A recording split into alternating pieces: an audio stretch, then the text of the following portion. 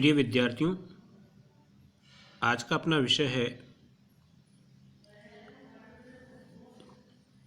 केंद्रीय मंत्रिपरिषद। ये अपने भारतीय राजनीति और शासन बीए प्रथम वर्ष का जो प्रश्न पेपर है उसके यूनिट या इकाई दूसरे के अंतर्गत आता है। और इसमें आज अपन पढ़ेंगे कि मंत्रिपरिषद क्या होती है, उसका संगठनात्मक ढांचा किस प्रकार का है और मंत्रिमंडल के द्वारा कौन कौन से कार्य किए जाते हैं। भारतीय लोकतंत्र में संसदीय शासन व्यवस्था का प्रावधान है, जो कि ब्रिटेन की शासन व्यवस्था से प्रभावित है। चूँकि कार्यपालिका की समस्त जो शक्तियाँ हैं वो राष्ट्रपति में नियत है, पर उसको सलाह देने के लिए और प्रधानमंत्री की सहायता के लिए एक मंत्रिपरिषद होती है। भारतीय संविधान के अनुच्छेद 74 फर्स्ट में ये प्रावधान है कि राष्ट्रपति को सलाह और सहायता देने के लिए एक मंत्रिपरिषद होगी, जिसका मुख्य जो होगा वो प्रधानमंत्री होगा। जहाँ तक मंत्रिपरिषद की संरचना का प्रश्न है, मंत्रिपरिषद में मंत्रियों की 3 कैटेगरी या 3 श्रेणियां हैं। फर्स्ट कैबिनेट मंत्री, दूसरे राज्य मंत्री और तीसरे उप मंत्री। कैबिनेट मंत्री अपने अपने विभागों के प्रमुख मंत्री होते हैं। मंत्रिपरिषद का यह सर्वाधिक महत्वपूर्ण भाग होता है।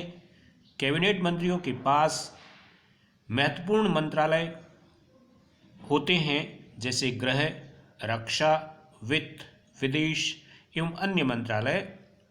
शासन संबंधी सभी महत्वपूर्ण निर्णय कैबिनेट मंत्रियों के द्वारा लिए जाते हैं।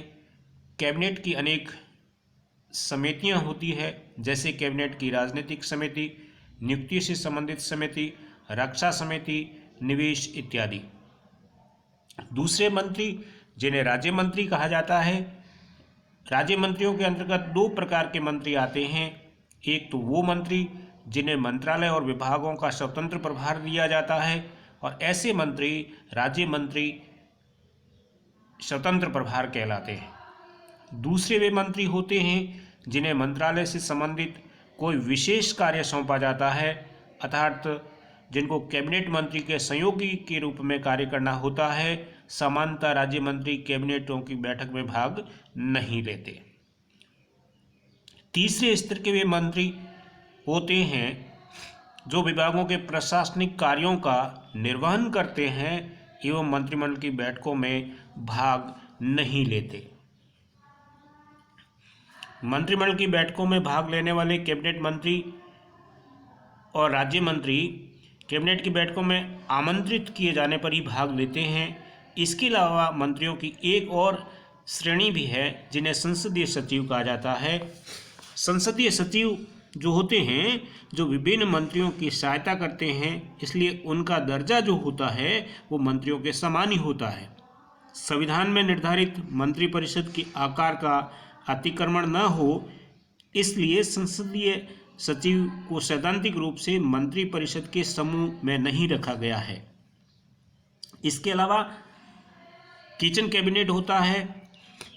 इसमें 15 से 20 महत्वपूर्ण मंत्रियों का एक लघु निकाय है, जिसका प्रमुख प्रधानमंत्री होता है। औपचारिक रूप से निर्णय लेने वाले सत्ता के ये केंद्र होते हैं। किचन कैबिनेट में कैबिनेट मंत्री के अलावा प्रधानमंत्री के विश्वस्त साथी, मित्र और पारिवारिक सदस्य भी इसके मेंबर हो सकते हैं। जहां तक मंत्रिपरिषद और मंत्रिमंडल में अंतर का प्रश्न है, तो मंत्रिपरिषद जो होती है, इसमें मंत्रियों की 3 श्रेणियां कैबिनेट मंत्री, राज्य मंत्री और उप मंत्री आते हैं, जबकि कैबिनेट में केवल मंत्रिपरिषद का कैबिनेट ही आता है। दूसरा अंतर यह है कि मंत्रिपरिषद जो होता है एक बड़ा निकाय है, जिसमें 60 से 70 मंत्री होते हैं। समय और परिस्थितियों के अनुसार प्रधानमंत्री इसके आकार को घटा बढ़ा सकता है। जबकि मंत्रिपरिषद यानी कैबिनेट जो होती है ये एक लघु निकाय है जिसमें 15 से 20 मंत्री आते हैं। तीसरा अंतर यह है कि मंत्रिपरिषद जो होती है ये सरकारी कार्यों हेतु एक साथ बैठक नहीं करती, उसका कार्य सामूहिक कार्य नहीं है। जबकि कैबिनेट जो होती है ये एक निकाय की तरह है, ये सामान्यतः हफ्ते में एक बार बैठक करती है और सरकारी कार्यों के संबंध में निर्णय करती है। इसके कार्यकलाप सामूहिक होते हैं। नेक्स्ट अंतर जो है वो मंत्रिपरिषद जो होती है ये सामूहिक रूप से लोकसभा के प्रति उत्तरदायी है, जबकि कैबिनेट जो है ये लोकसभा के प्रति सामूहिक रूप से अपनी जिम्मेदारी भी निभाती है। जो मंत्रिपरिषद है उसके कार्यों का निर्धारण मंत्रिमंडल करता है, वहीं कैबिनेट जो होती है ये राजनीतिक निर्णय लेकर निर्देशन देती है तथा निर्देश देती है कि यह सभी मंत्रियों के लिए बाध्यकारी होते हैं। मंत्रिपरिषद जो है वो संविधान के अनुच्छेद 74 और 75 में इसका विस्तृत वर्णन किया गया है, अतः उसके एक संवैधानिक निकाय है। और जो कैबिनेट है या मंत्रिमंडल जो है वो संविधान के मूल रूप से इसका कोई वर्णन नहीं है, बल्कि ये संविधान के 44वें संविधान का जो संशोधन हुआ 1978 में उसमें अनुच्छेद 352 से जोड़ा गया है। मूल संविधान में जो है मंत्रिपरिषद शब्द का प्रयोग हुआ है, मंत्रिमंडल शब्द का प्रयोग नहीं हुआ है। अब यदि संविधान में देखा जाए तो हम पाएंगे कि जो मंत्री परिषद है उसका वर्णन संविधान में क्या कौन से अनुच्छेदों में है और उसके साथ मंत्रिपरिषद को कौन से कार्य सौंपे गए हैं।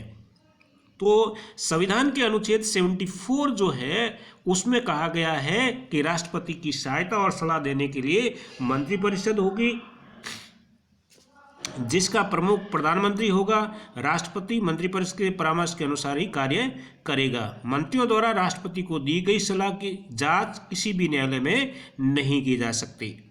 संविधान के अनुच्छेद 75 की व्यवस्था के अनुसार यह उपबंधित करता है संविधान कि प्रधानमंत्री की नियुक्ति राष्ट्रपति करेगा तथा अन्य मंत्रियों की नियुक्ति प्रधानमंत्री की सलाह पर राष्ट्रपति के द्वारा की जाएगी। मंत्रिपरिषद के सदस्यों की कुल संख्या लोकसभा की कुल सदस्य संख्या के 15% से अधिक नहीं हो सकती। संविधान के अनुच्छेद 91 में संविधान संशोधन के अधिनियम 2003 में यह व्यवस्था कर दी गई कि प्रधानमंत्री सहित 15% से अधिक मंत्री नहीं हो सकते। ये एक लिमिट लगा दी गई है, इससे अधिक जो है वो मंत्री नहीं बनाए जा सकते। इसके अलावा दल बदल के आधार पर संसद सदस्यता की जो अयोग्यता की स्थिति है उसमें मंत्री पद के लिए भी मंत्री अयोग्य घोषित हो जाता है। राष्ट्रपति द्वारा मंत्रियों को पद और गोपनीयता की शपथ दिलाई जाती है और एवं मंत्री को राष्ट्रपति के प्रसाद पर्यंत तक ही कार्यशील रहते हैं। संसद सदस्य न होने की स्थिति में नियुक्त किए गए मंत्री को 6 माह के अंदर किसी भी सदन का सदस्य होने की अनिवार्यता है अथवा उसको अपने पद से त्यागपत्र देना पड़ेगा। संविधान के अनुच्छेद 88 की व्यवस्था के अनुसार मंत्री के पास किसी भी सदन में बोलने और कार्रवाई करने और भाग लेने का पूर्ण अधिकार होता है। उसे संसद की संयुक्त बैठक और संसदीय जो समितियां हैं उसका उसे सदस्य बनाया गया हो को बैठक में भाग लेने का अधिकार होता है। इसके अलावा जो मंत्री होते हैं उनको 3 प्रकार के अपने उत्तरदायित्व निभाने होते हैं, सामूहिक रूप से, व्यक्तिगत रूप से और कानूनी रूप से। जहाँ तक मंत्रियों के सामूहिक उत्तरदायित्व का प्रश्न है वे लोकसभा के प्रति सामूहिक रूप से उत्तरदायी होते हैं। जहाँ तक व्यक्तिगत उत्तरदायित्व का प्रश्न है मंत्री व्यक्तिगत रूप से प्रधानमंत्री के प्रति उत्तरदायी होते हैं। और जहाँ कानूनी और विधिक उत्तरदायित्व का प्रश्न है भारत में मंत्रियों का कोई भी विधिक उत्तरदायित्व नहीं होता। ब्रिटेन के अनुसार इस प्रकार की परंपरा चलती है। अब देखते हैं कि मंत्रिमंडल के क्या शक्तियाँ हैं और मंत्रिमंडल के क्या कार्य हैं। तो हमारी जो नीतियों का निर्माण होता है, राष्ट्रीय नीति के निर्माण होता है, उसमें मंत्रिमंडल महत्वपूर्ण भूमिका निभाते हैं। कार्यपालिका शक्ति का प्रयोग व्यवहारिक रूप से मंत्रिमंडल के द्वारा ही किया जाता है और कार्यपालिका पर नियंत्रण भी मंत्रिमंडल ही करती है। मंत्रिमंडल के परामर्श से ही संसद के दोनों सदनों में राष्ट्रपति सदस्यों को मनोनीत करता है।